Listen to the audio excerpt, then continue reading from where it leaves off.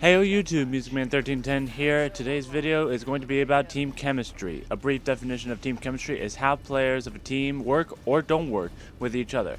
There are a bunch of variables to determine team chemistry, but I'm only going to be going over the common ones. The most common variable to team chemistry is personality. Scientifically speaking, opposites attract. Positive energy attracts to negative energy. In human relationships, that is not always the case. People have the tendency to be attracted to other people who are like them. That's why there's always at least one common ground in a group of friends. For a team in Call of Duty, the same rules applies. However, there is a catch. If the only thing that the team has in common is winning, then it's not going to be enough. Here's an example of good teaming. Recently, I was playing dubs with my partner Akil Alabash, my teammate Warrior, and a former teammate from Unseen Legacy, Zexa. Akil and I work well with each other because we're both more objective players and supports in terms of how we team. However, we were getting beaten by Warrior and Zexa because they are Slayers.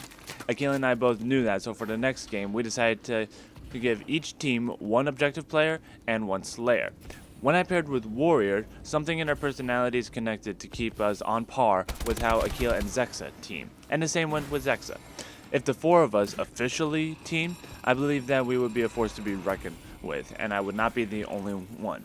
This, however, is just based on personality. Next thing that applies to team chemistry is performance. Let's take a look at a pro team. I'm going to use Optic Gaming as an example. On paper, Optic is nothing but Slayers. Here's the thing though, performance-wise, they all know exactly how to play. Not much needs to be said when it comes to slaying capabilities, but even as Slayers, they all play the objective as well. When it comes to a team, you want at least one person to play the objective. But if your team can all play the objective and outslay the other team, then you're golden. Last thing that applies to team chemistry is leadership. This begs the question, how strong is your team leader? Scumpy made a video shortly after Nadeshot announced his temporary leave of competitive Call of Duty, where he mentions that anyone can be a leader. This is true for the most part, but for starting up teams, it's best to have one leader to keep everyone either in order or to put the team together. Usually, this leader is the team captain, but it doesn't have to be. If you think that your team needs a coach, by all means look for one. Teams don't learn well from their mistakes if they don't have a sense of direction on how the team is performing, and that is where leadership comes into play. A strong leader helps a team move in the right direction.